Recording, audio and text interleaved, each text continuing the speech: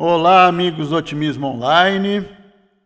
Chegamos, né? Já estamos aí em mês de fevereiro, mas estamos a comecinho de 2026, né? E hoje a gente vai falar um pouquinho sobre planejamento espiritual para 2026, como ter paz na era da inteligência artificial. Por que a gente está falando disso? Porque parece que o mundo apertou o botão de avanço rápido, né? A inteligência artificial ela está em tudo. As notícias voam e a sensação é de que se pararmos para respirar, ficamos para trás. Mas eu te pergunto, como fica a sua alma nessa aceleração? Hoje vamos traçar um planejamento espiritual usando as leis do progresso para que você não apenas sobreviva esse ano, mas prospere com otimismo real. Ponto que a gente vai falar aqui sobre a lei do progresso. Nesse contexto aqui, a tecnologia, ela não é o meio. Ela é o meio, né? Mas não é o fim. Às vezes a gente confunde, né? Você vê que até eu me confundi agora na hora de falar. Parece que a tecnologia é o objetivo final de tudo. Parece que ela é o fim de tudo, mas não é. Ela é só mais um instrumento. Ela é um meio da gente atingir o progresso espiritual, o nosso progresso como espíritos imortais. Kardec, ele nos apresentou a visão do espiritismo, né? E dentro dessa visão que ele nos apresentou, ele explica que o progresso intelectual, ele vem antes do progresso moral, mas ambos são inevitáveis. Por que o progresso intelectual vem antes? Porque apesar da gente pensar que a moral é algo simples, né? É envolto dentro de uma simplicidade, de uma humildade, né? Que é fácil de entender, mas na verdade não é bem assim. Para entender determinados conceitos morais, a gente precisa desenvolver a nossa inteligência. Sem um desenvolvimento adequado da nossa inteligência, nós não conseguimos compreender certos aspectos morais que têm uma complexidade mais elevada. O progresso nos ensina que toda descoberta humana ela tem um propósito evolutivo. A tecnologia não veio para substituir o ser humano. Muita gente aí está com medo, né? Ela não veio para substituir o ser humano, mas para nos liberar de tarefas mecânicas, e nos forçar a focar no que é essencialmente nosso. A capacidade de amar, de consolar, de criar um propósito moral. Então, hoje em dia a gente passa muito tempo com atividades repetitivas, mecânicas, né? Que a gente não precisava estar ali preso a essas rotinas, né?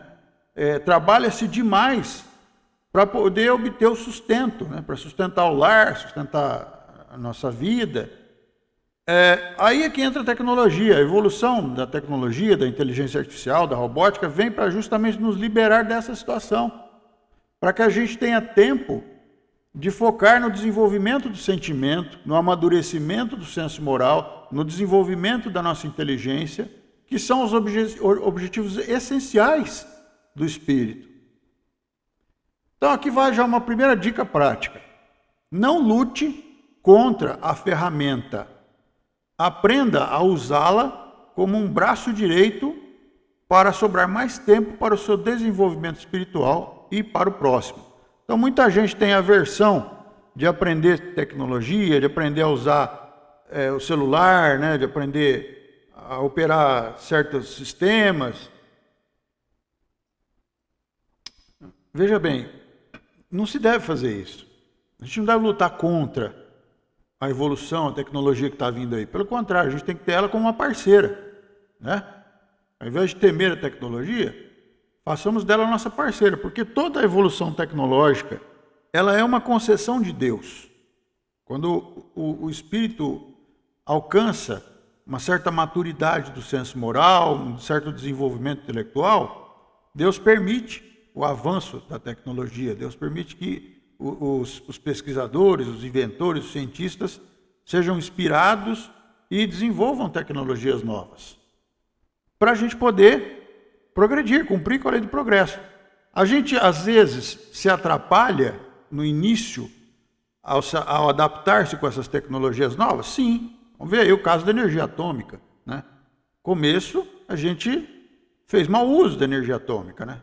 Usamos para desenvolvimento de bombas, guerra, mas depois a gente aprendeu a fazer bom uso, né? Hoje a gente produz energia elétrica, opera equipamentos, uma série de situações com o conhecimento da energia atômica. Então, o problema está na concessão que Deus fez para nós? Não, o problema está em nós, né?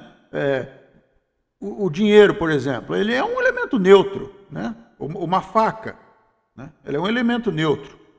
O que dá a ela direcionamento para o bem ou para o mal é o uso que a gente faz disso, né? Eu posso usar o dinheiro para trazer progresso, prosperidade, eu posso usar para prejudicar a vida até de milhões de pessoas, né? Como acontece por aí, né? Eu posso usar uma faca para cortar alimentos, para preparar um jantar, um almoço, eu posso usar para tirar a vida de alguém. Então, o problema está na tecnologia? Não. O problema está em nós, né? A gente precisa aprender, amadurecer para usar direito, né? Agora, questão da reforma íntima. Vamos falar sobre um antivírus contra a ansiedade. A reforma íntima não é uma punição, não é algo que é imposto para nós para nos punir. Ela é uma espécie de atualização de software interno.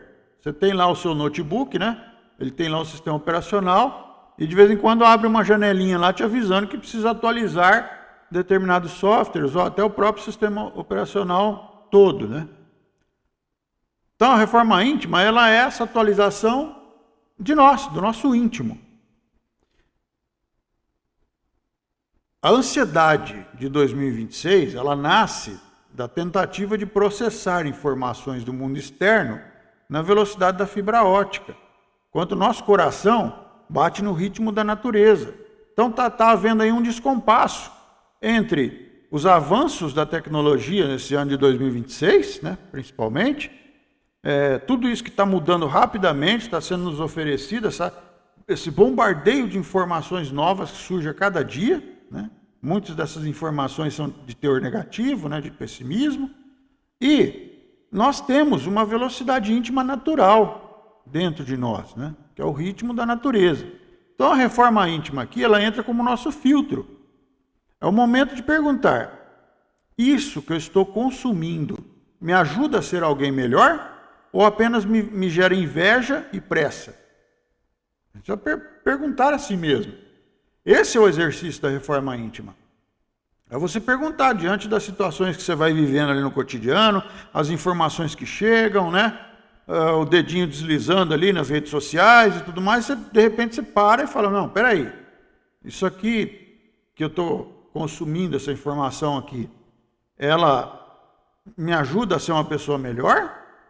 Ou ela está só me gerando inveja dessa imagem de sucesso, de felicidade que as pessoas criam nas redes sociais, que muitas vezes essas imagens são falsas, né?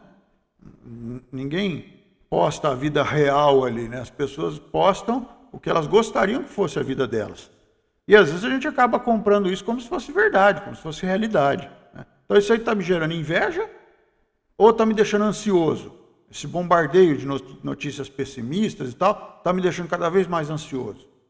Então tem que refletir sobre isso, né? Aí vamos a uma analogia aqui da tecnologia do sistema operacional, né? Nós atualizamos nosso sistema operacional. Por exemplo, eu aqui no meu computador eu uso Linux, né? Linux Mint, é uma distribuição Linux. Muitas pessoas usam Windows, Mac, né? Então, nós precisamos atualizar, né, esse sistema periodicamente, né? Porque vai modernizando, vai melhorando, então a gente vai atualizando. Nós também precisamos atualizar as nossas reações emocionais ao mundo. A gente precisa atualizar isso, né? Como que a gente reage aos estímulos que o mundo nos oferece. Então vamos a um plano de ação passo a passo, né? Primeiro, uma dieta digital consciente. Reserve momentos offline. Se desligue da tecnologia, se desliga de tudo. Para quê? Para entrar em prece, para fazer uma meditação, para ter uma conversa com Deus, com Jesus. É nesse silêncio interior da prece, né, que você recalibra o seu espírito. Nesse contato salutar com Deus, com Jesus, esse momento que você reserva para entrar em prece, para meditar, para ter aquela conversa mental com Deus, com Jesus, é um momento em que você recalibra ali o seu espírito. Outro, estudo constante, otimismo ativo. Então use as ferramentas. A gente oferece aqui, né? A gente está sempre falando das técnicas, como a técnica de Feynman, ou Zettelkasten. São recursos, ferramentas para você poder absorver melhor, de forma mais organizada, a informação. Poder, ao ler uma obra, né? Como a gente está fazendo aqui o estudo do livro Nosso Lar, né? Você ter condições de fazer anotações, gravar ali aquelas reflexões importantes, que você diz, nossa, isso aqui é muito legal. Você pega e escreve à mão. Escreve à mão. Porque o ato de você escrever à mão com as suas próprias palavras, aquilo que você compreendeu, ele te ajuda a levar essa informação para a sua memória permanente.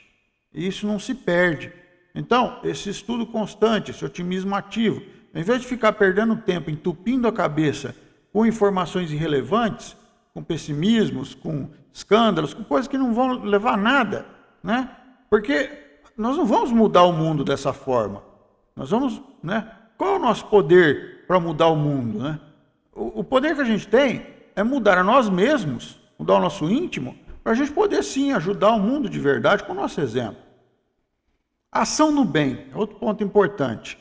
Em um mundo digital, o contato humano e o trabalho voluntário são os maiores antídotos contra a solidão e o vazio existencial.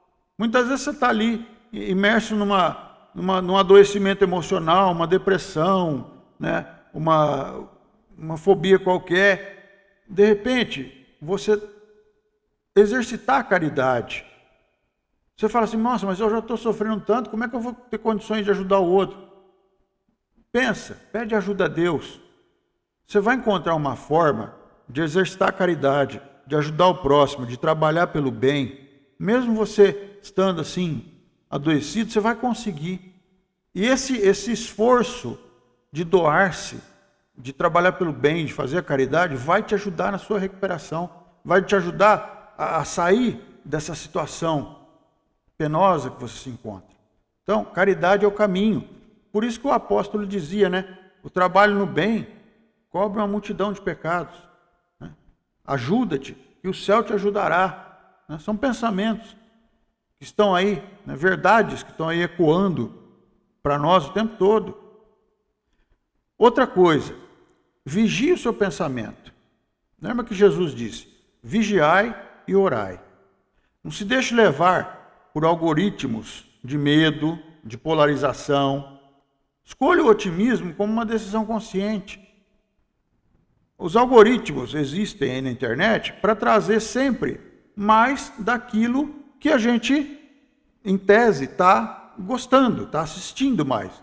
Então, quanto mais você assiste um determinado assunto, se ele for pessimista, ou se ele for de uma polarização qualquer, o algoritmo vai entender que você está gostando daquilo.